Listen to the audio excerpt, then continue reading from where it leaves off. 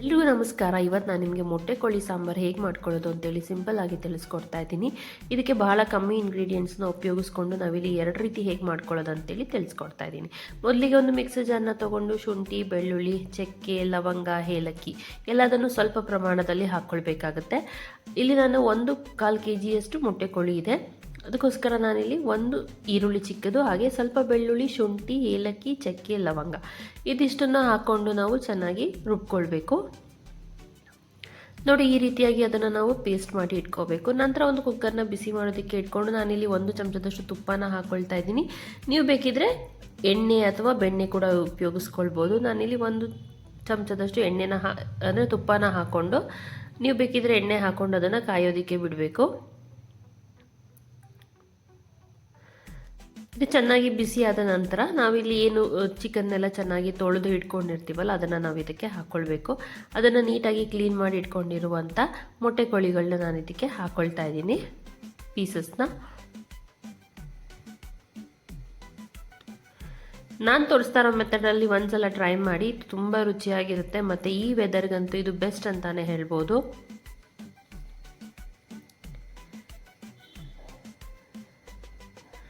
So ಇದನ್ನೆಲ್ಲ ಹಾಕ್ಕೊಂಡು ನಾವು ಅದರಲ್ಲಿರುವಂಥ ಹಸಿ ವಾಸನೆ ಎಲ್ಲ ಚೆನ್ನಾಗಿ ಹೋಗಬೇಕು. ಆ ರೀತಿ ನಾವು ಈಗ ಹಾಕ್ಕೊಂಡಿರುವಂಥ ತುಪ್ಪ ಅಥವಾ ಎಣ್ಣೆಯಲ್ಲಿ ನಾವು ಚೆನ್ನಾಗಿ ಫ್ರೈ ಮಾಡ್ಕೊಳ್ಬೇಕು.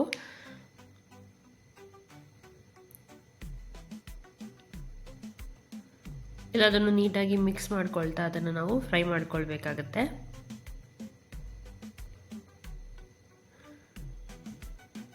ನಾವು ಇದನ್ನು ಚೆನ್ನಾಗಿ ಫ್ರೈ ಮಾಡ್ಕೊಳ್ಬೇಕು, ಎಲ್ಲದನ್ನು ನೀಟಾಗಿ ಮಿಕ್ಸ್ ಮಾಡಿಕೊಂಡು.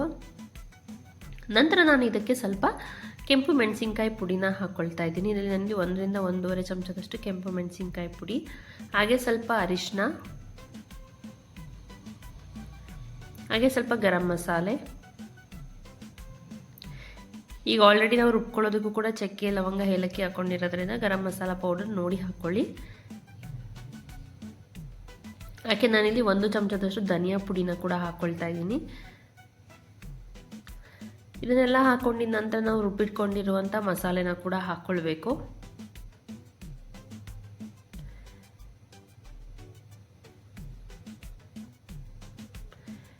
ಸೊ ಇದನ್ನು ಕೂಡ ಹಾಕ್ಕೊಂಡು ನಾವು ಚೆನ್ನಾಗಿ ಮಿಕ್ಸ್ ಮಾಡ್ಕೋಬೇಕು.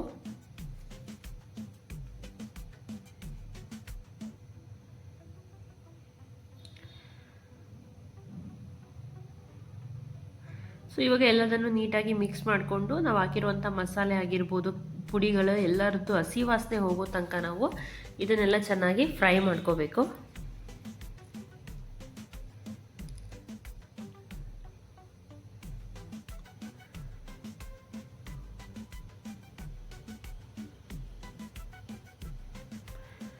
ನಂತರ ನಾನಿಲ್ಲಿ ರುಚಿಗೆ ತಕ್ಕಷ್ಟು ಉಪ್ಪನ್ನು ಹಾಕ್ಕೊಳ್ತಾ ಇದ್ದೀನಿ.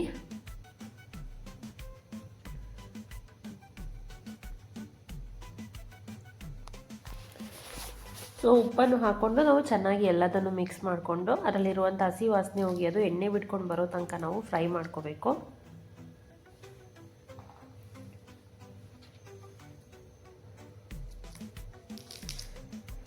ಈ ಚಳಿಗಾಲಕ್ಕೆ ಈ ರೀತಿಯಾಗಿ ಮೊಟ್ಟೆ ಕೋಳಿ ಸಾಂಬಾರು ಮಾಡ್ಕೊಂಡು ತಿಂದರೆ ತುಂಬ ರುಚಿಯಾಗಿರುತ್ತೆ. ಮುದ್ದೆ, ದೋಸೆ, ಚಪಾತಿ, ಅನ್ನ ಎಲ್ಲದಕ್ಕೂ ಬೆಸ್ಟ್ ಕಾಂಬಿನೇಷನ್ ಅಂತಲೇ ಹೇಳ್ಬೋದು. ಇವಾಗ ನೋಡಿ ಅದು ಎಣ್ಣೆ ಬಿಟ್ಕೊಂಡು ಬರೋದಕ್ಕೆ ಶುರುವಾಗಿದೆ. ಇವಾಗ ನಾವು ಸ್ವಲ್ಪ ನೀರನ್ನು ಹಾಕ್ಕೊಳ್ಬೇಕು. ಮೊದಲಿಗೆ ನಾವಿಲ್ಲಿ ಸ್ವಲ್ಪ ನೀರನ್ನು ಹಾಕ್ಕೊಂಡು ಮಾಡ್ಕೊಳ್ಬೇಕಾಗತ್ತೆ.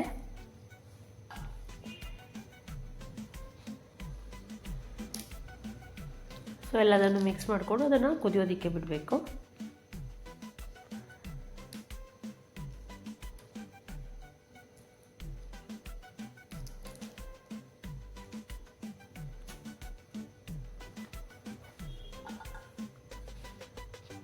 ನಂತರ ನಾನಿಲ್ಲಿ ಸ್ವಲ್ಪ ತೇಜು ಅವ್ರದ್ದು ಬ್ಲ್ಯಾಕ್ ಪೆಪ್ಪರ್ ಪೌಡರ್ನ ಯೂಸ್ ಮಾಡ್ತಾ ಇದ್ದೀನಿ.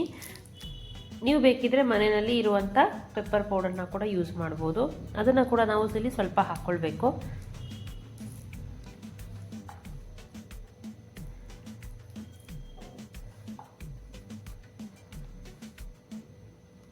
ಸೊ ಅದನ್ನು ಕೂಡ ಹಾಕೊಂಡ ನಂತರ ಎಲ್ಲದನ್ನು ನೀಟಾಗಿ ಮಿಕ್ಸ್ ಮಾಡ್ಕೋಬೇಕು.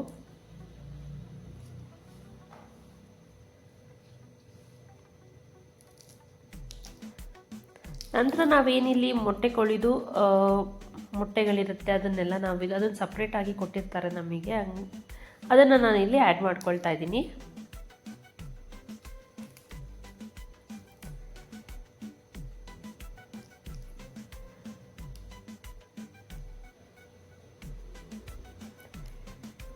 ಸೊ ಅದನ್ನು ಕೂಡ ಆ್ಯಡ್ ಮಾಡಿಕೊಂಡು ಎಲ್ಲದನ್ನು ಮಿಕ್ಸ್ ಮಾಡಿಕೊಂಡು ಅದನ್ನು ಚೆನ್ನಾಗಿ ಬೇಯೋದಕ್ಕೆ ಬಿಡಬೇಕು. ಇದಕ್ಕೆ ನಾವು ಜಾಸ್ತಿ ನೀರು ಹಾಕ್ಕೊಳ್ಳೋ ಅವಶ್ಯಕತೆ ಇಲ್ಲ. ಇವಾಗ ಅದೆಲ್ಲ ಚೆನ್ನಾಗಿ ಮಿಕ್ಸ್ ಆಗಿದೆ.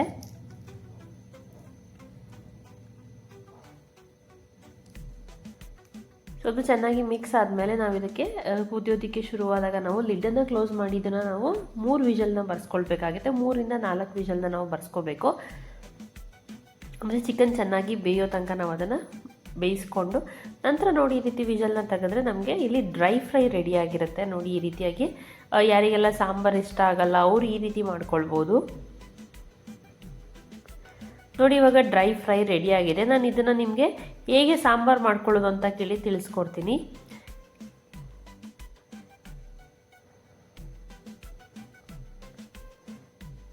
ನೋಡಿ ಎಲ್ಲ ನೀಟಾಗಿ ಬೆಂದಿರುತ್ತೆ ಮತ್ತು ಇವಾಗ ತುಂಬ ಟೇಸ್ಟಿಯಾಗಿ ಕೂಡ ಇರುತ್ತೆ. ನಾನು ಇದನ್ನು ತೋರಿಸ್ತಾ ಇದ್ದೀನಿ ನಿಮಗೆ ತಟ್ಟೆಗೆ ಹಾಕಿ.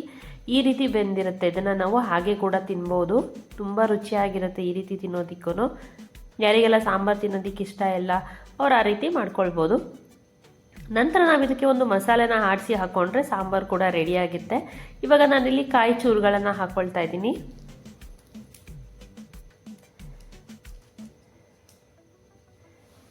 ಸಾಂಬಾರು ತಿನ್ನೋದಕ್ಕೆ ಬೇಜಾರಂದರೆ ನೀವು ಆ ರೀತಿ ಮಾಡ್ಕೊಳ್ಬೋದು. ಇವಾಗ ಇದಕ್ಕೇನೆ ಸಾಂಬಾರನ್ನು ಹೇಗೆ ಮಾಡ್ಕೊಳ್ಳೋದು ಅಂತೇಳಿ ತಿಳಿಸ್ಕೊಡ್ತಾ ಇದ್ದೀನಿ.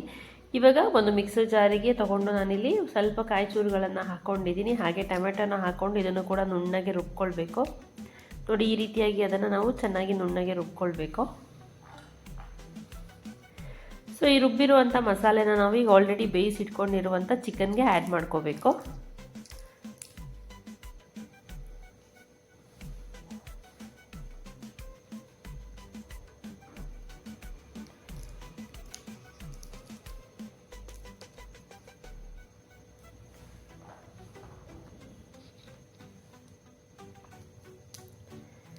ಸೊ ರುಬ್ಬಿರುವಂಥ ಮಸಾಲೆನ ಈ ಚಿಕನ್ಗೆ ಆ್ಯಡ್ ಮಾಡಿಕೊಂಡು ಅದನ್ನು ಮತ್ತೆ ನಾವು ಮಿಕ್ಸ್ ಮಾಡಿ ಕುದಿಯೋದಕ್ಕೆ ಬಿಡಬೇಕು.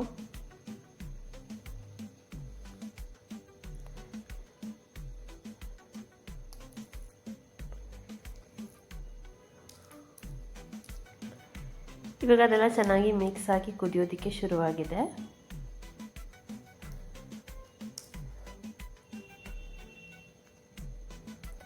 ಇವಾಗ ನಾನು ಇದಕ್ಕೆ ಮನೆಯಲ್ಲಿ ಮಾಡಿಟ್ಕೊಂಡಿರುವಂಥ ಮಟನ್ ಸಾಂಬಾರ್ ಪೌಡರ್ ಅಥವಾ ಮಸಾಲೆ ಸಾಂಬಾರ್ ಪೌಡರ್ನ 1 ಚಮಚದಷ್ಟು ಹಾಕ್ಕೊಳ್ತಾ ಇದ್ದೀನಿ. 1 ರಿಂದ 2 ಚಮಚದಷ್ಟು.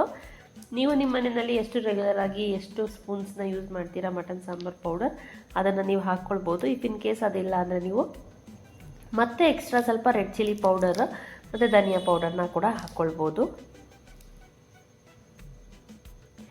ಇವಾಗ ನಾನು ಇದಕ್ಕೆ ತೇಜು ಅವ್ರದ್ದು ಸ್ವಲ್ಪ ಕಸೂರಿ ಮೇಥಿನ ಹಾಕ್ಕೊಳ್ತಾ ಇದ್ದೀನಿ.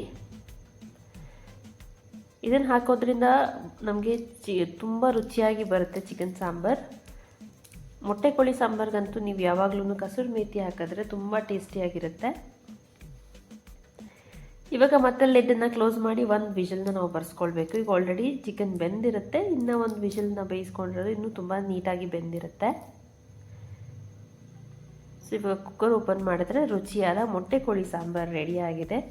ಚಪಾತಿ, ದೋಸೆ, ಮುದ್ದೆ, ಅನ್ನ ಎಲ್ಲದಕ್ಕೂ ಬೆಸ್ಟ್ ಕಾಂಬಿನೇಷನ್ ಅಂತಲೇ ಹೇಳ್ಬೋದು. ನೀವು ಟ್ರೈ ಮಾಡಿ ಹೇಗೆ ಬಂತು ಅಂತೇಳಿ ಕಮೆಂಟ್ ಸೆಕ್ಷನಲ್ಲಿ ತಿಳಿಸಿ. Thank you.